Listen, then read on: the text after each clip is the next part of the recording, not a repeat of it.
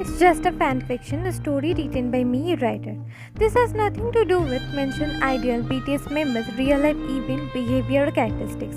Pics, sounds, videos which are used in this video are not mine. Credit goes to rightful owners. But the editing and the storyline is mine. Do not copy it.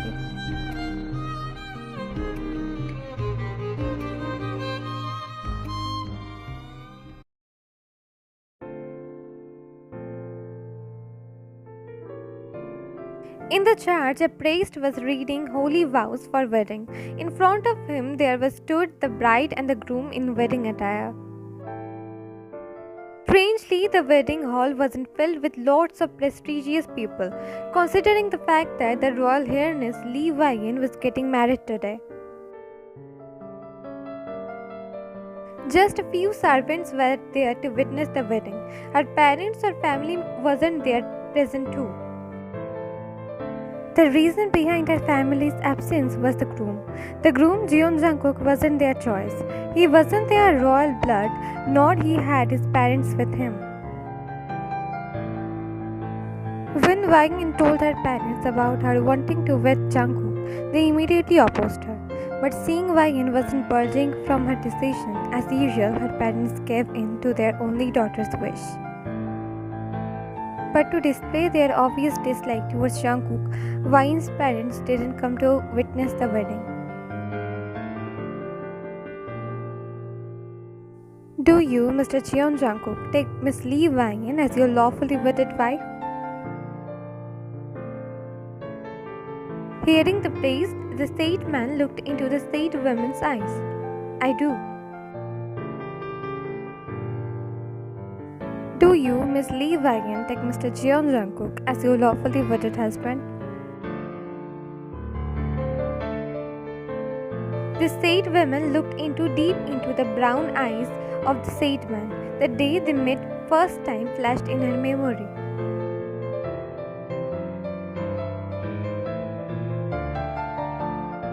After hiding from her bodyguards, the spoiled, selfish royal highness named Wang was roaming alone on the city road during night. She was wearing a black hoodie, also a black mask.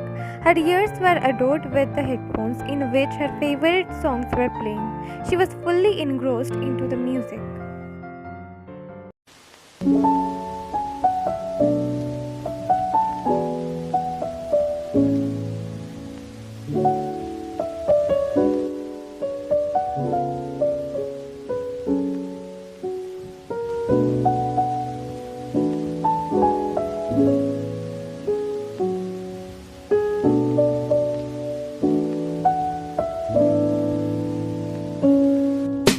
A small hiss left her mouth as she stumbled with someone and her phone fell on the ground, which was in her hand a while ago. She looked at the person and said angrily, "Are you blind or what, lowlife? Can't you see a person is working?" The person whose name was Jungkook found this very disrespectful, as she is the one who's not looking while working, but instead of apologizing, she is calling him lowlife. Look, miss, first of all, it's your fault, and second, I am not lowlife. I am. His words got stuck in his throat as he saw the face behind her mask, which came down her chin while she was picking up her phone from the screen. You what, lowlife?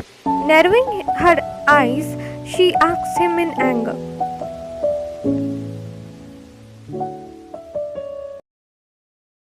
A faint smile made its way to her lips, remembering that day. She opened her mouth and said, I do. I announce you two now legally wedded husband and wife. Now may groom kiss the bride. As the priest said those words, she felt him getting nervous. Though their gaze didn't falter from each other, she felt him trying hard to not tear his gaze from away. She shifted her gaze from his eyes to his ears. They were coated with a faint pink hue. How adorable. She again looked at the eyes of the man in front of her.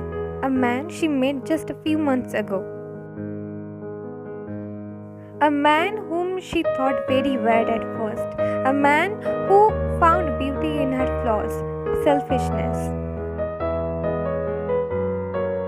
A man who made her feel beautiful. A man with whom she forgot about her insecurities. A man from whom she taught to embrace her flaws and do more than best in which she is good at. A man who did help her to seek the best version of herself without him realizing, even intending to do so.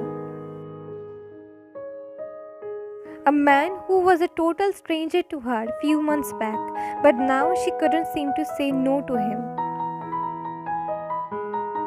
She looked at the same man in front of her. Did that man even know how much power he held on her?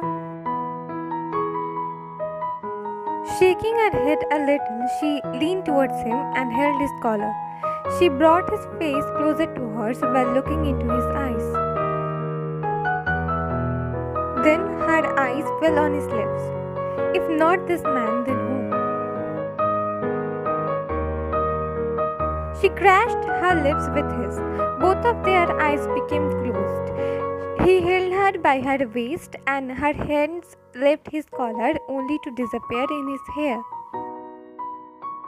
After devouring each other for a brief moment, they parted away. After hearing clappings from her servants. Now not only his ears but also her cheeks were also adorned with pink hue. She looked down a little while he scratched his neck. That's pretty how much the wedding of a royal highness happened.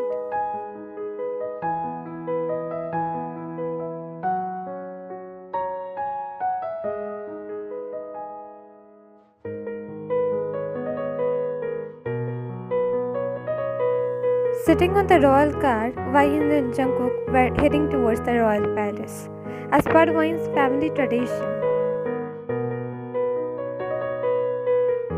According to her family tradition, newlywed couple of the family spent their wedding night in their ancestral royal palace.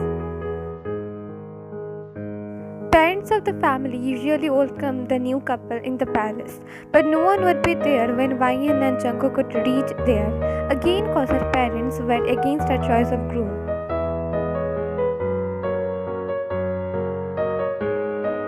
She looked out of the window only to witness the grey clouds bearing news of the heavy rainfall.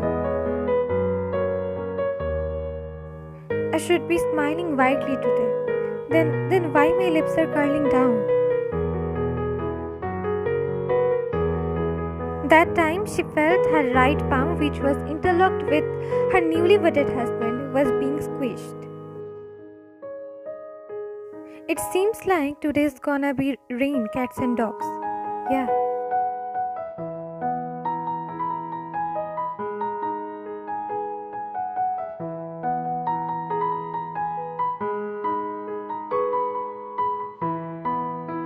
When the newly wedded couple reached the palace, it was almost night as the wedding took place during evening. As soon as Wine and Jungkook got off the car, they were welcomed by a servant. There isn't anyone other than us in the palace, right? No, madam. Good. You also go with this car itself. Lowering his gaze, the servant nodded and left from there in the car. Jungkook let out a chuckle. Oh, you scared the poor guy as always. Seeing him laughing, she sheepishly smiled at him. After his laughter stopped, she told him, "Let's go inside then." He nodded and held her hand with one hand whilst in the other hand he was holding their bag. They both went inside.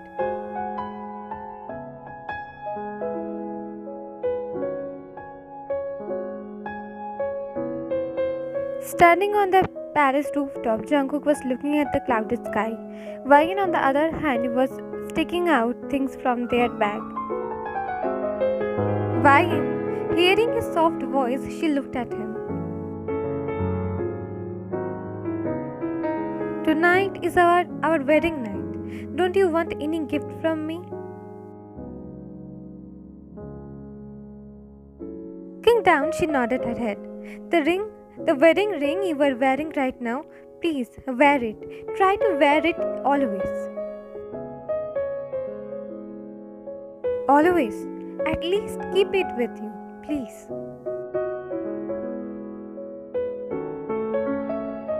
He nodded his head. Stand on the middle, Jungkook. Turning her back towards him, she cut his words off. Understanding very well that she didn't want him to utter the word promise, he remained silent. He stood at the middle of the palace rooftop. She started to read the old book they brought in their bag. After reading few lines from the desired page of that book, the invisible lines of the rooftop started to glow. He looked at her face and she nodded him a yes, still murmuring the lines of the book. Understanding her indication, he closed his eyes and spread his both hands in the air. In seconds, his body started to glow in yellow light. He fisted his both palms, and within seconds, the handsome man in front of her eyes became a dragon. A big golden dragon with wings, fangs, and long thick tail with fire on the tip. The deep brown eyes now became emerald green.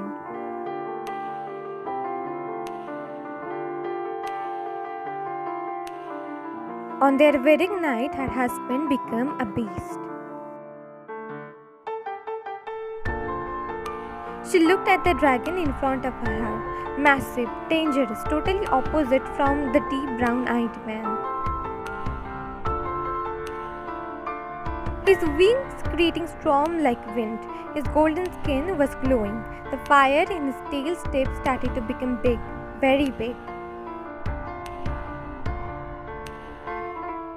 When the pattern in the rooftop fully became visible, she placed the book on the ground and grabbed the knife they brought.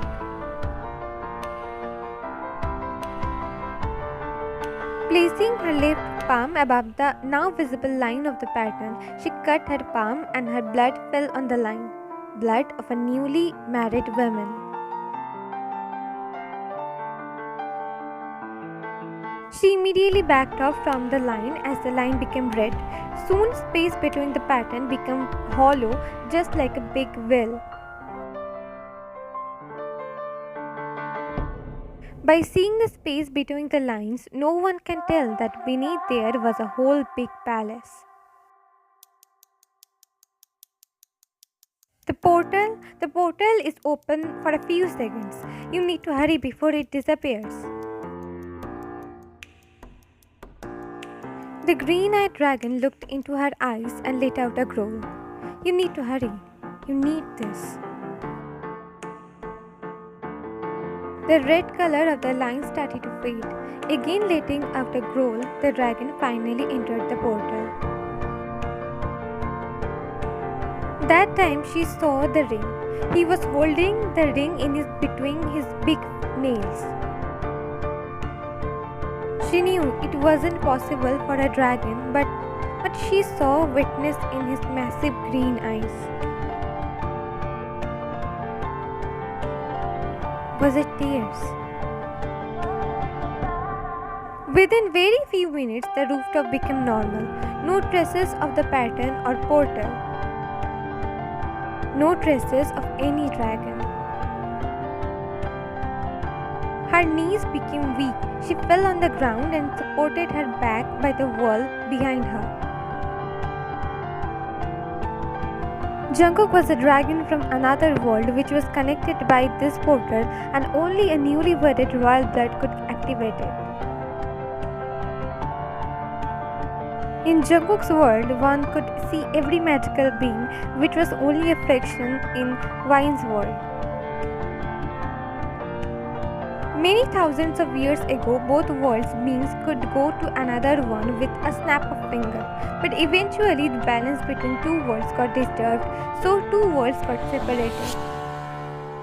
all the portals were closed. That time, the responsibility of protecting the portal fell on Vine's ancestors' shoulder, and only they and their offspring could open the portal. In Jungkook's world, he offended a witch by mistakenly destroying her magic potion. So, being angry, she transported him in Vine's world. Jungkook had 1 year in his hand to find the royal offspring of the ancestor who was protecting the portal. The witch also casted a language spell on him so that he could speak and understand every language. If he didn't go back to his world within that time, his people would forget about his existence. He would forget them too. He would also lose his dragon and become trapped in this world.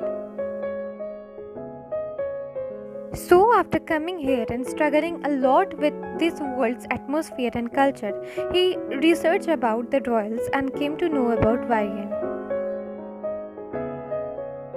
He then started to search for her while struggling hard to survive in this world. Then, after 6 months, he finally met her that night.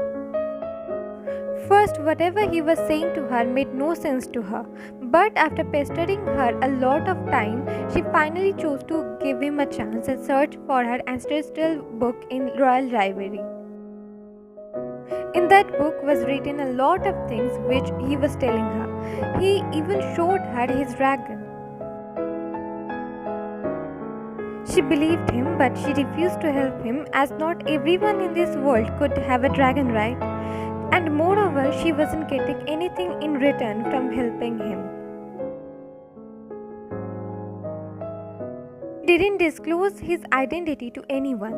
She kept him with her as an entertainment. But with time, he became much more than that to her. He gathered the pieces of her. She herself didn't know that was missing. So finally, she agreed to help him. No matter how much her selfish mind told her that she shouldn't let go of this man, she ignored it.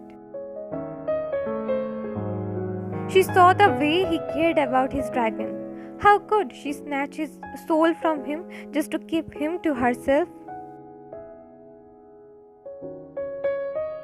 A loud thunder was heard. She glanced at her wedding ring, a tear left her eyes. Then one, then another. In no time, the woman in late 20s started to cry like a child. As if the nature also felt her emotions, it started to rain like cats and dogs there, muffling the sounds of her crying. If only I could spend at least one more day with you. Just one more day.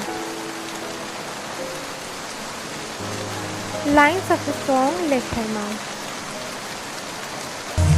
Fill my heart with song, and let me sing forevermore. You were all I long for, all I worship and adore.